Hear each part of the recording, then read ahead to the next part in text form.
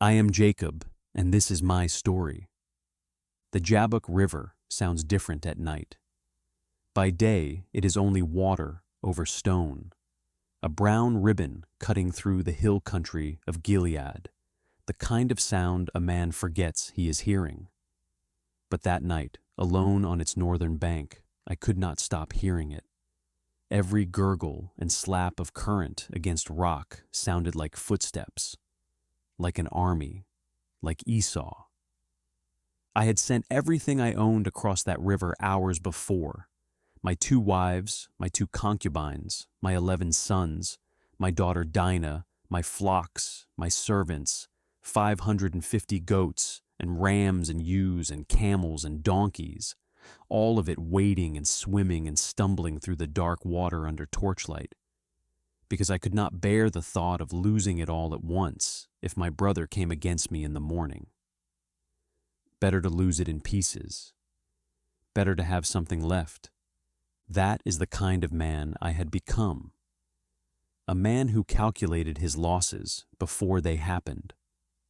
I sat down on a flat stone near the bank, alone now, truly alone for the first time in 20 years, and I let myself shake.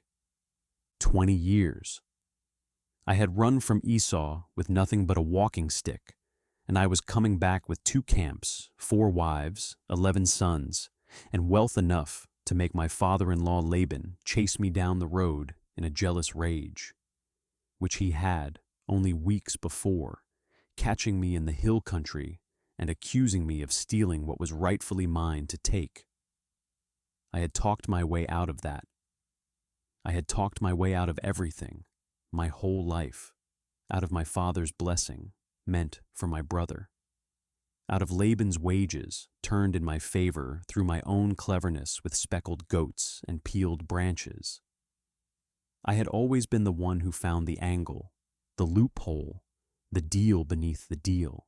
But there is no angle with a brother who once said he would kill you. The messengers I had sent ahead came back that afternoon with words that turned my blood to water.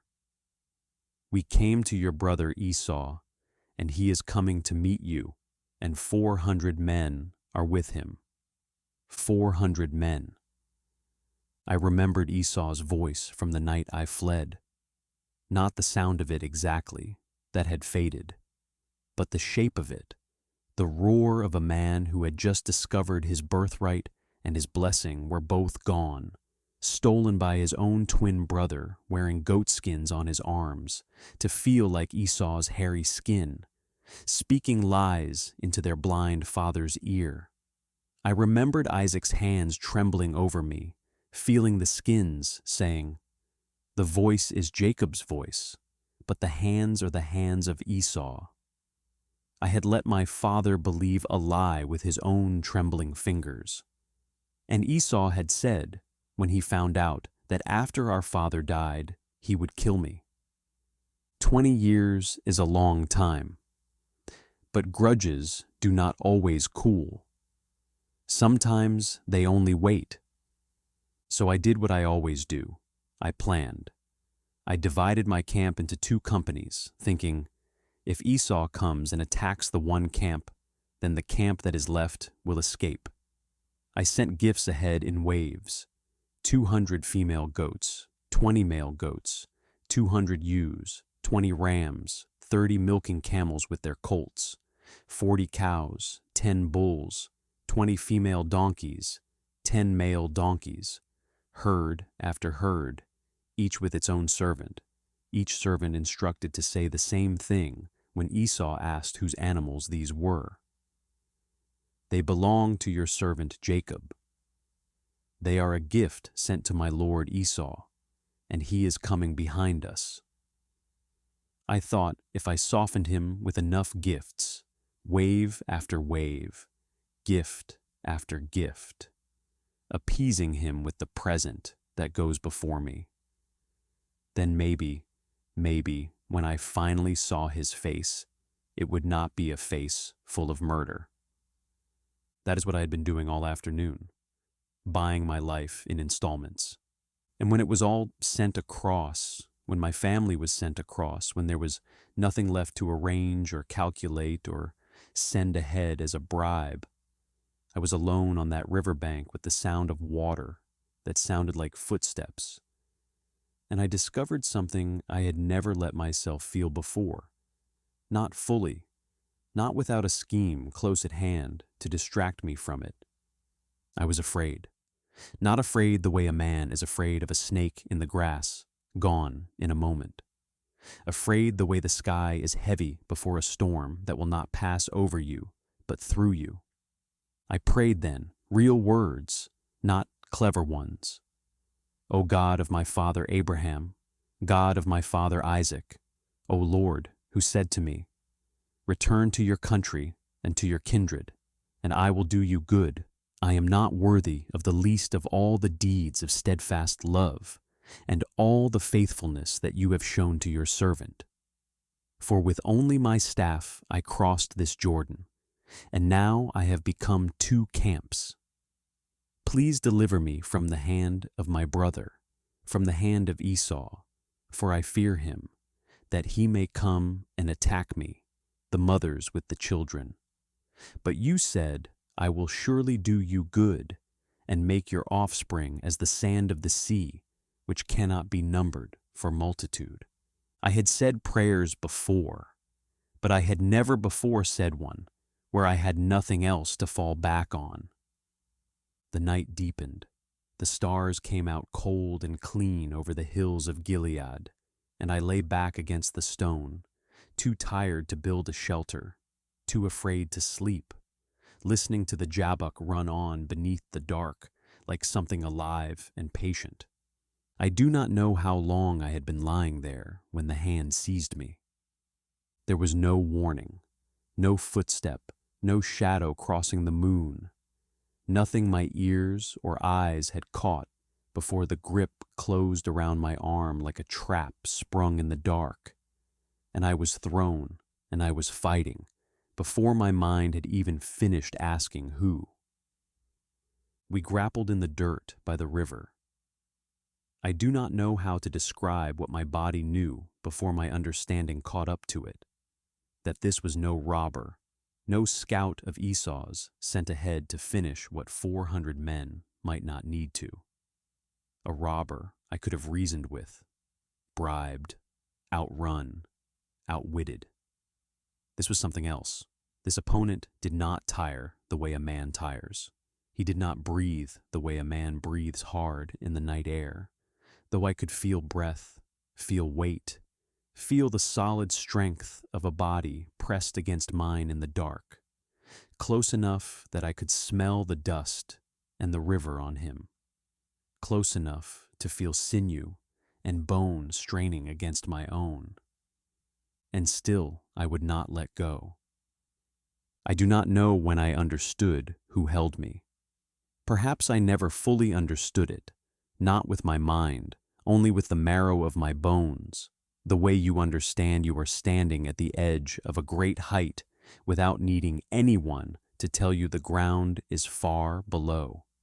Something in me, the same something perhaps that had wrestled Esau in our mother's womb before either of us drew breath, the same restless grasping hand that had come out of the womb gripping my brother's heel, that same thing in me rose up now and refused, simply refused, to be thrown down and left in the dust. We wrestled through the deep hours of the night. My shoulders burned. My hands, wrapped around wrists I could barely see, ached with a grip I would not loosen. Sweat ran into my eyes and mixed with the dust of the riverbank until I could taste it, bitter and metallic, on my lips. There were moments I nearly went down, my knee giving in the loose stone, and moments I nearly had the advantage, feeling my opponent shift as though how could this be?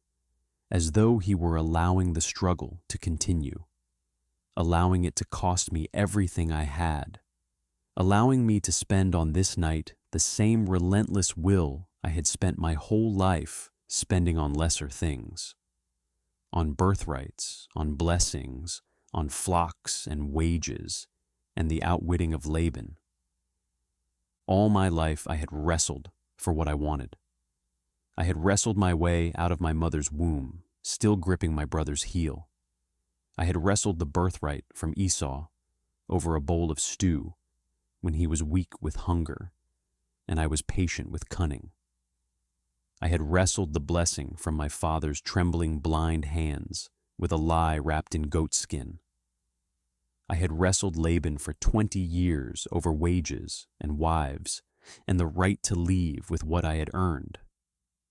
My whole life had been one long wrestling match against every man who stood between me and what I believed I needed.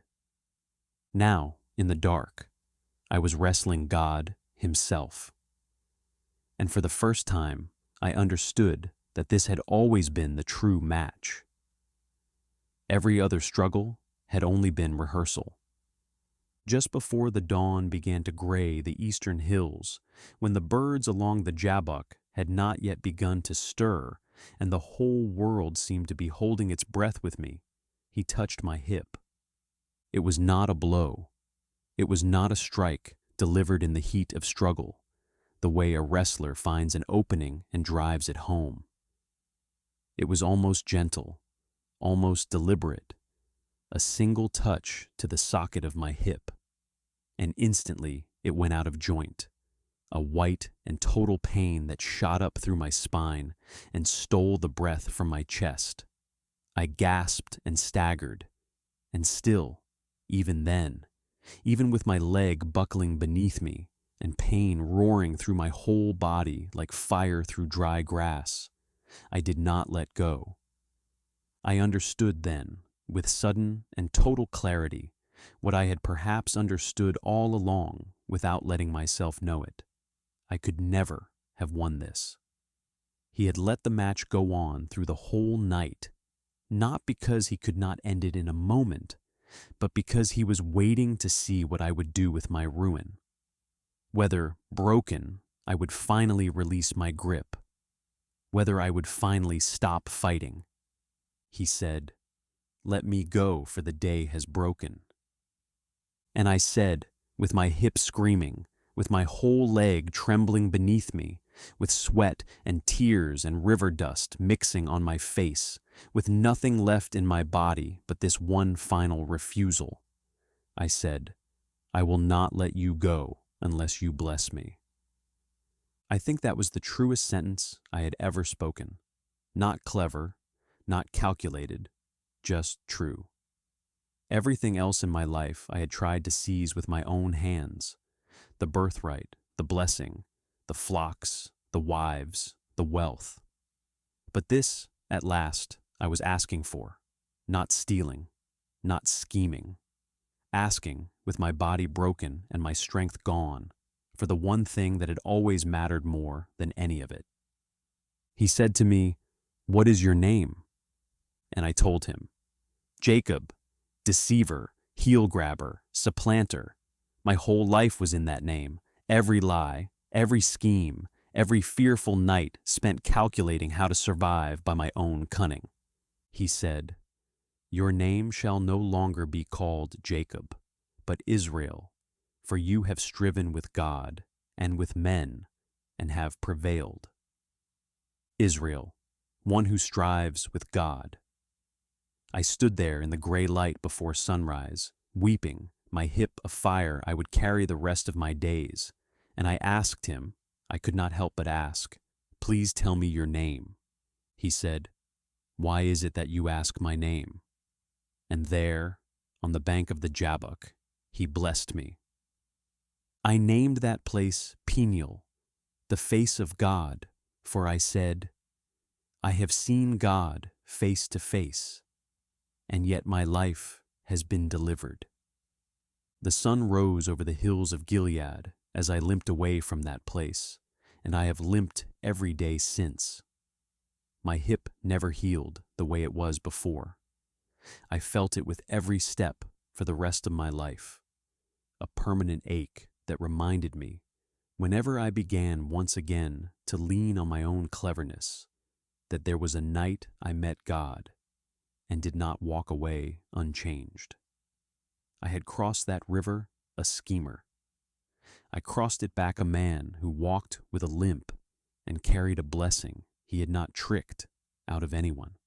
Later that same morning, I lifted my eyes and saw Esau coming, and 400 men with him. My old fear rose in my throat like the river at flood. But I bowed myself to the ground 7 times as I approached my brother. And Esau ran to meet me and embraced me and fell on my neck and kissed me, and we wept. 20 years of dread dissolved in a single embrace I had never dared to hope for. I have thought often in the years since that God could have changed Esau's heart without ever touching mine. He did not need to wrestle me through the night to soften my brother's anger, that mercy was his to give freely, and perhaps he had already decided to give it before I ever crossed the Jabbok. But I needed the wrestling all the same. I needed to be broken before I could be blessed, because a man who still trusts in his own strength has no room left in his hands to receive a gift he did not earn. God did not touch my hip to weaken me for Esau's sake. He touched it for mine, so that for the rest of my life, every step would remind me who it was that had truly carried me home. I am Israel now, though the old name never fully left me, the way an old scar never fully fades. I still walk with the limp. Some nights, when I lie down and hear water running nearby, I remember the sound of the Jabbok in the dark, and the grip of hands that would not let me fall and would not let me flee. And I am grateful in a way I could never have understood before that night, for the God who loved me enough to wrestle with me until I stopped running. If there is a river in your life tonight, a fear you cannot outrun, a reckoning you cannot avoid, a night that feels too dark and too long, do not be afraid to wrestle. Hold on until the blessing comes. You may walk away limping, but you will walk away changed, and you will walk away known face to face by the God who was never trying to destroy you, only to meet you. If you have been blessed by this story, subscribe, like, and share it with a friend.